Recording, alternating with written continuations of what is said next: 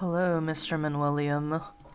This one you can actually listen to and contains no spoilers for anything you're going to read, or play.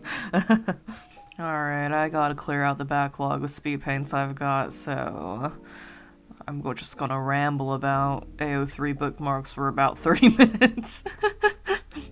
Art-wise, this is the Disco Elysium portrait practice that has me occasionally flipping to Kamome's character sheet in it. This style is a little more oil painty than I usually go with, but it's kind of fun and like pretty easy for me. Low brain cell kind of art doodling. Not as happy with how this batch turned out, but gotta practice in order to improve and all that. So first things first, what is a bookmark on ao3?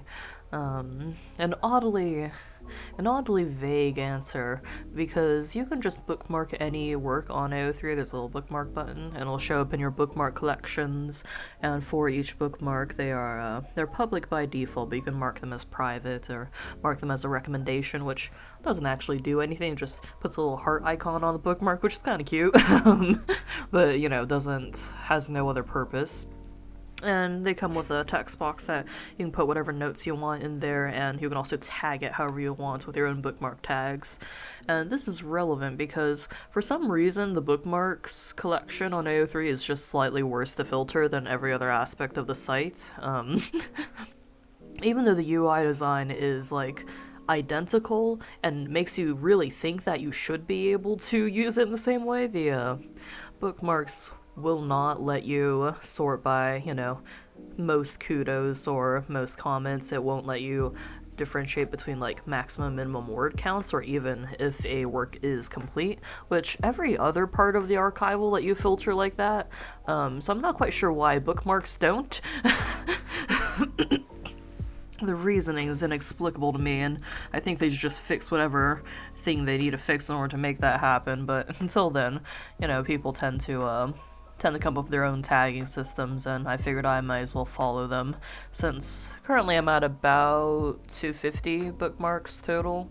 So I figure I might as well get around to doing it now before I have to back tag even more of them in the future. This also leads us to our second question of, well, what are we using bookmarks for? What are we bookmarking? Which different people have pretty different answers, because, bookmark is a pretty vague word in this context, and there's no direction on how to use them. So I've seen some readers using them kind of as like a recommendations list, whereas like I've seen other people just bookmark everything they read, which fucking wild, okay. I've also seen some people use them as like, you actually just mark down like what chapter you left off on and write, chapter 4 in the tag or something. For me, I'm using them half as a recommendations list, half as like my own sort of repository that I can go back into if I want to remember a fic and pull it back up again without having to search it. That's probably why I have relatively few bookmarks. It has to pass a certain level of quality for me to consider bookmarking it. That is not often achieved, let's put it that way. But yeah, for my own bookmarks collection, this is the part where I use you to rubber duck debug my tagging system that I've recently implemented. Recently got around to fully implementing, because there's still a couple of edge cases that I want to smooth out, and I'm hoping that talking it through out loud will help. The general gist I want to hit with my tag system is, after some thought, I've decided to go wide with the tags. Less tags that cover more topics broadly, since usually when I'm looking through my bookmarks, I don't have so many fixed bookmarks that I have difficulty finding one specific work for the most part, because in general, at most, I have like maximum like about 30-ish fix per fandom. Usually it's much lower, so at the end of the day, like, looking quickly through 30 fics is not that difficult if I'm searching for a specific one, Instead, I'm focused on usually, if I'm going through my collection, it's because either I am bored and just want to reread something that's actually well written, got tired from trolling through the fan fiction mines, or I am trying to write something and I want to be able to pull up a bunch of different examples of how other authors have handled writing something, in which case I want to be able to, filter with a tag and pull up a lot of different pieces from different styles and different fandoms, And pretty early on, I decided that I'm not really interested in. I think some common bookmark tags are all like, oh, is it a one-shot? What's the word count on it? Is it complete or not? And I don't care about any of that.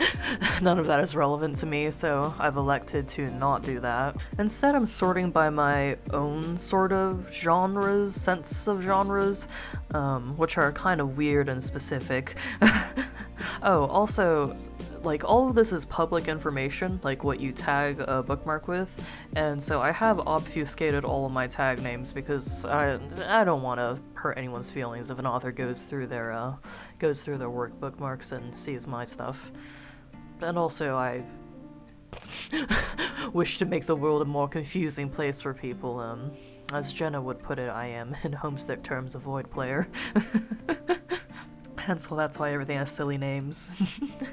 But yeah, I'm not totally happy with this system, which is why I'm gonna explain it all out loud to you, and hopefully in this journey I will land on some new insights.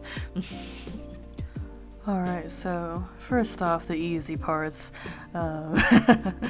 These are just, in my head, I call them housekeeping tags, This is stuff that's HTML, site skins, references, so stuff that's there's some stuff that's just coding tutorials basically for using the HTML editor to make your work have things change the font or text color up to fancier effects like mimicking Twitter or Discord, chat logs, all that stuff. I've seen a couple people do some really cool things actually. There's someone has indeed coded Doom to run in ao3 because of course they have. And, references there's actually one person doing statistical analysis on, what the demographics of the top ships of ao3 are and how that reflects fandom culture as a whole. And they come out with a new essay every once a year, so I am indeed keeping an eye on that. But yeah, non-fandom sort of, non-prose, just reference metatextual materials are all sorted where I can pull them back up for reference because I am, of course, fucking around with HTML. And things like marking if the fic is downloaded or not, because I just want to be able to tell that at a glance. There's also a couple tags that are just oh, I think this fic is really excellent and I can just recommend it to anyone who's in the fandom. Just this is, to me, sort of the easy round of very shallow tags that don't really mean much of anything, but, gotta be in there too. Not just generally have them as a sorting tool, It's everything else that gets complicated. So that brings us to the main three big umbrella tags that I have, which are really just a reflection of how I judge fanfiction in general, not just in tagging specifically. Depending on who's listening to this, you've probably heard me go on about this before, but I'm not quite sure which of my friends is listening, so I shall go over it again. My three parameters for fanfiction are always: 1, is it well written, straight up? 2, did it make me say what the fuck out loud at some point, And 3, does it have revolutionary fervor? And very, very few fics will hit all three of them, but as long as you hit at least one of them, in a very interesting way, I will accept it. That will get you a passing grade. But yeah, that's translated to the sort of three overarching tags. Needle and stitch for works that are exceptionally well written with beautiful prose or well-crafted narrative structure. This one's actually kind of in a weird place because it's oddly hard to get into it since everything that I have bookmarked, if it's bookmarked, then it's past a certain level of quality control already, you know? On some level at least. So basically everything in here is already well written. So in order to qualify for Needles, it's like, it's gotta be exceptionally, really genuinely fucking fantastic, you know? Secondly, got Kettle Fishbone for works that are exceptionally creative, either in format or in concept. There's a couple of works in here that I really don't like, but they've done things that I didn't know you could do on ao3, so they're in here anyway. And also just like stuff that's really creative crossovers or works with a very distinct narrative voice will also get in here, you know. A lot of epistolary stuff and just, you know, creative pieces of storytelling.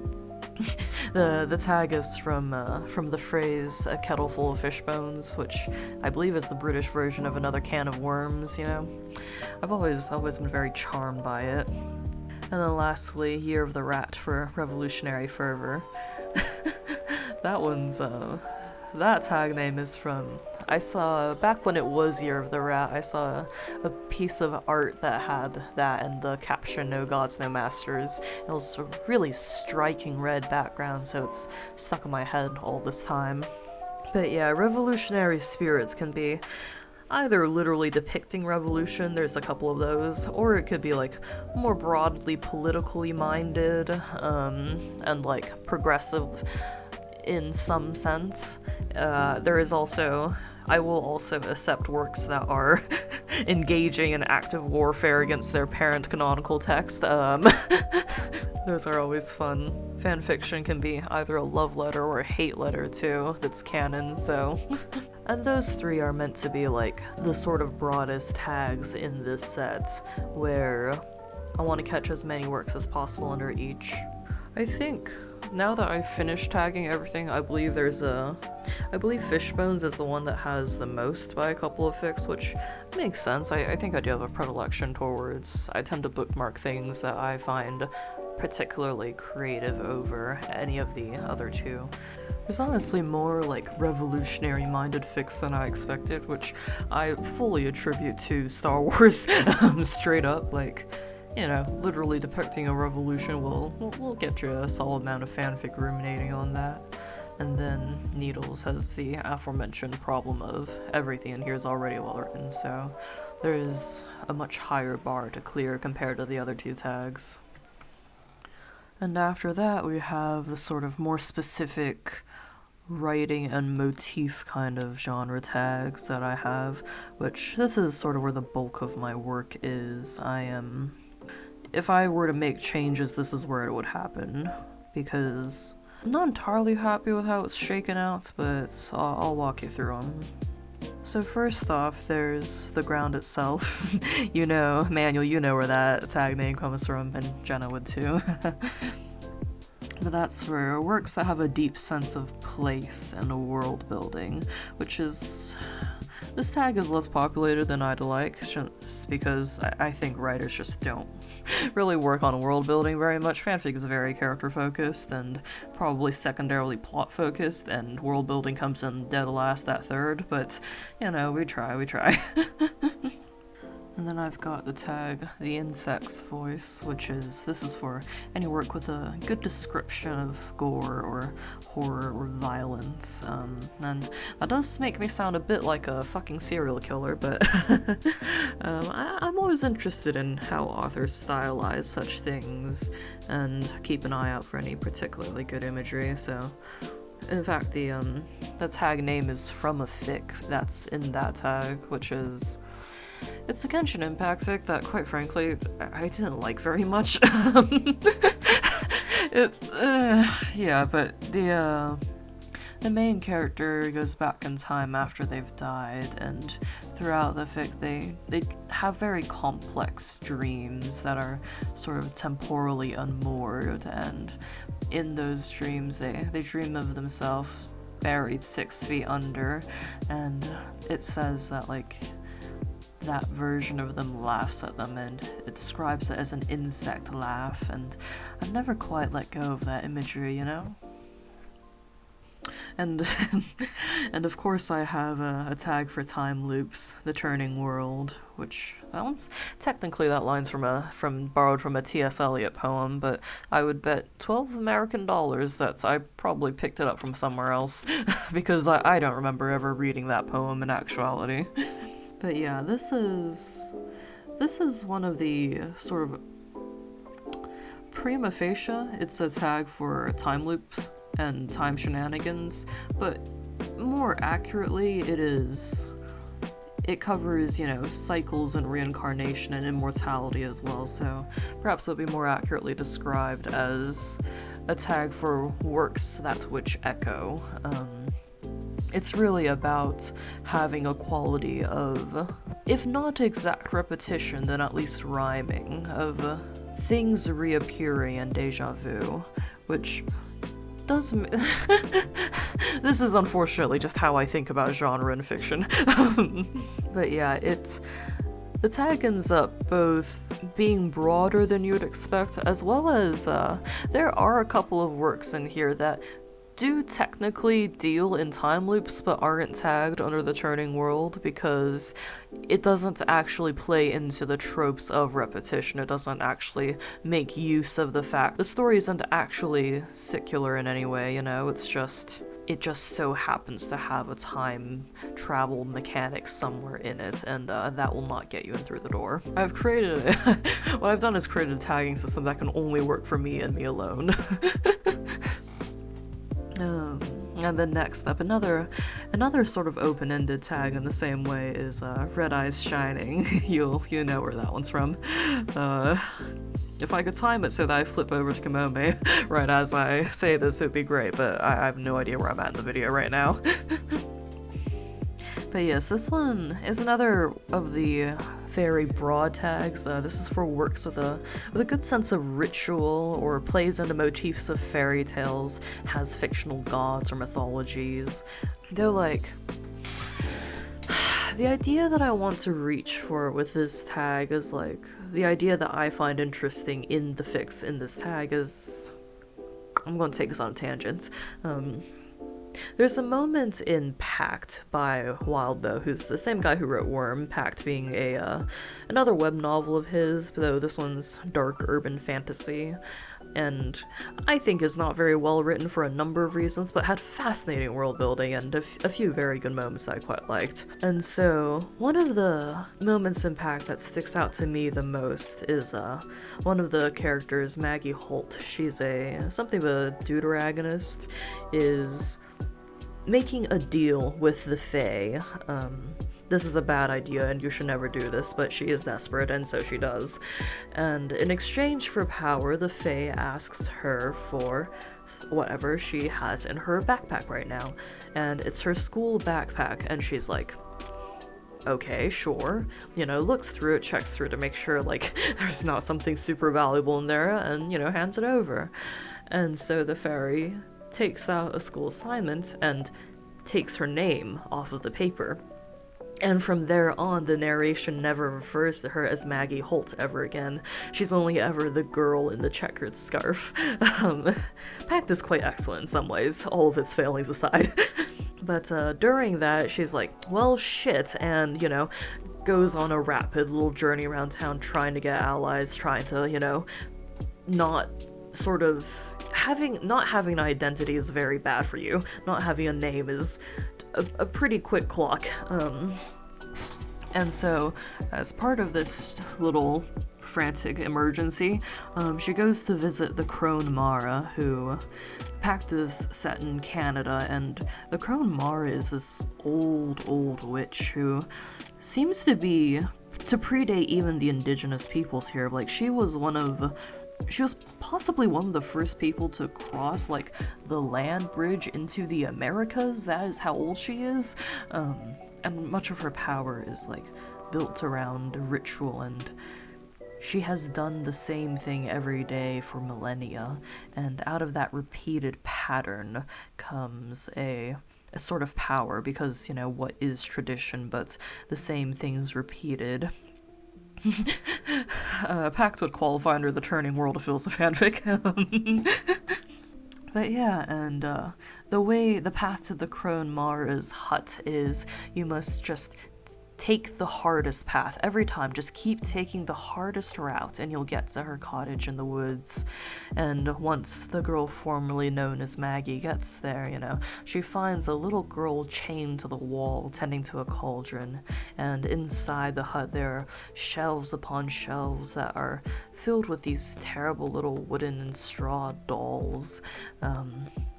And the little girl pleads with, says that Crone Mara is out right now, and she pleads with Maggie to set her free from the shackle on the wall. And all the dolls are also terrible and creepy, and they start singing, and it's the fucking worst. And the little girl's in tears, and there's the scene builds up for a moment, the tension reaches the climax, and then Maggie is just like, I think I've read too many fantasy novels to fall for this one. And of course, the little girl reveals that she is in fact Crone Mara. And when Maggie asks her, well, what would you have done if I had set you free? And Mara says that, well, you would be compost. And that moment, that line of no, I've read too many fairy tales to fall for this. That is what I am obsessed with. That sort of clear sight, that genre savviness is what I am interested in tracking with this tag. Heroes who know better than to take the food offered in Fairyland, than to give out their name freely, who call themselves Ainzel. People who have done the reading, that certain amount of clear-sightedness, that's sort of what's under this tag. And also more prosaically, just fictional gods that have the right gravitas. So this is another sort of world-building focused tag in a certain way as well. And then finally, last tag on this section of the list is Spider/Lily, which is embarrassingly, this is for Hanahaki and love stories. It feels very out of character that I have a tag for love stories, but not one for tragedy or comedy, and I genuinely am considering changing that and adding a tag for tragedy and comedy, since this just feels wrong. But I do so dislike romance stories that if I think one is good, it's novel enough that I want to tag it. The name of the tag is actually not Spider Lily the plant, though that is, I guess, technically a pun. It's the first part of the phrase is from another bad Genshin Impact fic. I've read a lot of them. But one of the characters is going through old love letters unsent that someone else has, never given them, and there's a lot of poetry in there, and this sounds very romantic and all, but it's bad poetry. So see, here's the problem: if you write a character who writes poetry, you then have to write good poetry, and most people don't write very good poetry, so I had to sit through quite a bit of bad. It's just not It was truly so much of it too. Anyway, but there were a few good lines in there. I'll give them that much. And one of them that's stuck in my head is, how did they put it? I think our story was beautiful, like two spiders in love. And that's just, what a neat piece of imagery. Like two spiders in love. And then Lily just a nod at Hanahaki because of all the flower motifs and whatnot. But yeah, here are the cherished few love stories that passes par for me. But yeah, these are the 5 sort of more specific genre tags. And again, there's a space here for I'm considering adding one for tragedy, one for comedy, because these would mostly be for the purposes of rereading, not for pulling up writing examples, so I haven't implemented them yet, but I don't know, I'm thinking about it. And then the only actual negative tag that I have of the entire set is 200 Howling Dogs, taken from an interactive fiction game that was quite charming. But yeah, singular negative tag for when I think the author respects authority too much. It's kind of the opposite of Year of the Rat. This is for non-revolutionary texts which would lack a revolutionary spirit. Things that build into or further unjust systemic practices and whatnot, which, like, this is pretty hard. It's pretty hard to get into this tag. Like, most works do not question the societies within which they exist, but I'm not really asking them to. It has to be pretty egregious to get docked under Howling Dogs. There's a particularly interesting one from Solo Leveling that has both Year of the Rat and Howling Dogs tagged because it's ideologically insane to me. One of the characters is removing a child from an abusive household, and, like, is completely circumventing the law to do so.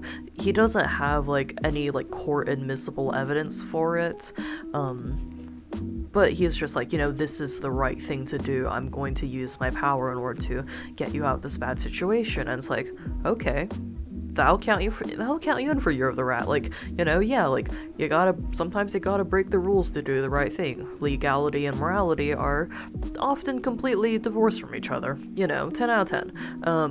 On the other hand, the fact that you are a person in a position of power where you can just sort of do that with no repercussions is deeply problematic on a sort of systemic societal level, that, like, this can happen at all. And that will get you docked down for 200 Howling Dogs. Like, what the fuck, bro? Accountability should exist, actually, in some form. Yeah, Solo Leveling's entire world building is absolutely mad.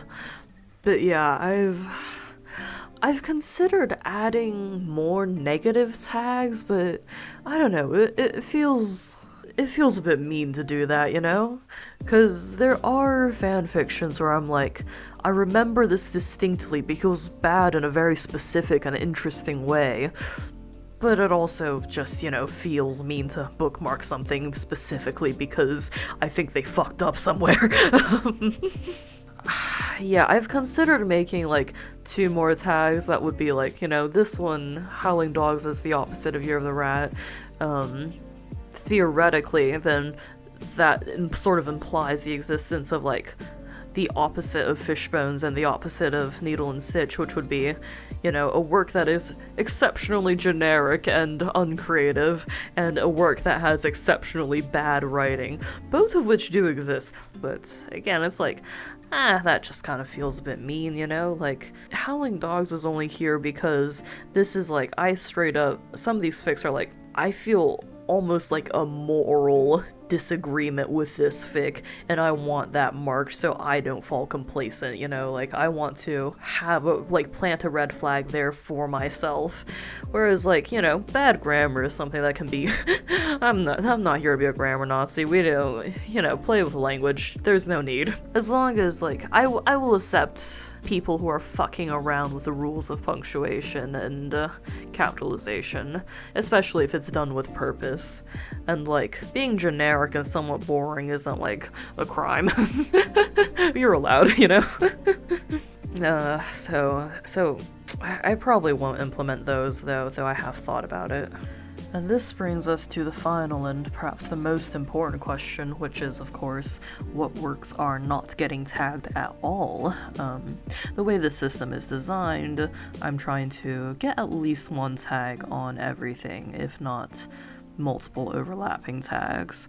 However, there are, there's always going to be things that slip through the cracks, and looking at those, it's not everything needs a tag, but of course by the nature of a tagging system, if something isn't tagged, it's going to be harder to access and recall. And I'm always thinking about that because As Vandermeer says, a map is only another form of misdirection. And so after I did all my back tagging, I went through and checked what works didn't have anything on them, which landed me a couple of interesting results. A lot of it is stuff that's just like sort of generically good in a way that's like, you know, I'll save it, but it didn't hit any of the genres specifically. And there's also some stuff that's like part of a series where other more interesting points in the series have been tagged, so I'm not too worried about those because, you know, if I have the entire series bookmarked, then I can find my way back to it. But there are a handful that are like in a kind of interesting position of just not quite being enough to fall under a specific tag, and yet being interesting enough that I don't want to lose it. Like, there's a very brief Madoka Magica fic where the main character, Homura Akemi, in this one is red-green colorblind, and it's very brief, but just like how that sort of influences the way she sees the very color-themed and has a lot of color-coded things in the world of Madoka Magica, and like how that sort of subtly influences the way she, you know, interacts with people. Which is like, you know, that's very interesting, but just doesn't quite catch under any of the previously named tags. Another one that I found is, there's a Naruto fic, which, again, I refuse to watch Naruto, but Kakashi is picked up, literally the canon divergence is that Kakashi picks up baking as a hobby and just stress bakes, and like with the addition of one singular healthy coping mechanism, this sort of pivots the entire trajectory of Team 7 and whatnot. And it's like, it's well written, but not so exceptionally well written to be under Needle and Stitch. It is creative, but not so creative to count under Fishbones. There's something inherently revolutionary in like a statement about self-care, but not enough to get you in under Year of the Rat. And like, it has no time loops, it has no particularly interesting descriptions of violence, it contains no fairy tales or true names, it doesn't have any love story in it, and so it just kind of falls perfectly through the cracks of like, I like this story, but it's just not getting caught in this web at all. And so the final two tags they're sort of pulling double duty as like, so one of them is Sunflowers, which is things that I want to reread, and the second one is Really in the Kite Lines, which is the catch-all for anything where like, I want to return to this idea or specific passage / phrasing. So those two are like, you know, they're what they say they are prima facie, but they're also here to try to act as the sort of last net that will get anything that is like, you know, it was not particularly exceptionally way, but I just liked it normal style, or like has some specific line that I don't want to forget. However, these both only work well if I keep them from getting too bloated and inundated with excess works, so they're only effective if I don't overuse them. But yeah, in conclusion, I don't think I'll be adding more negative tags just because it feels mean-spirited, and I don't think I'm gaining enough of anything out of it other than being bitchy. Though I'm still on the fence on comedy and tragedy tags, because more accurately it would probably be made me laugh and made me cry would be the actual definitions.